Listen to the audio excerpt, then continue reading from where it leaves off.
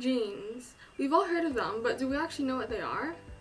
Genes are pieces of DNA that hold the instructions for making proteins, so they make the body run.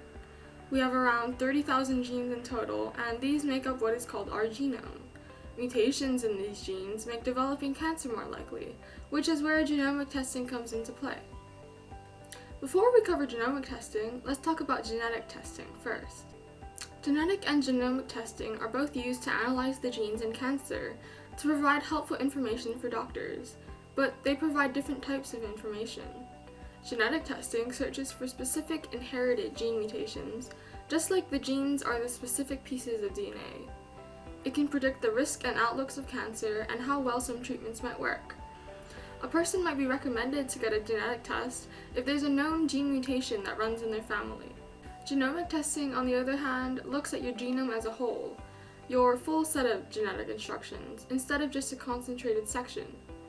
This is just like how your genome is made up of all your genes. It can tell a doctor how fast-growing a cancer could be and how likely it is to spread.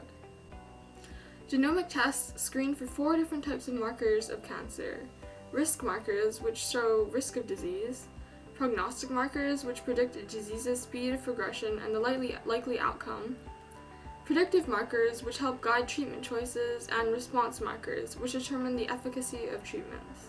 To get all of this information, gene sequencing or next-generation sequencing is done to analyze your DNA.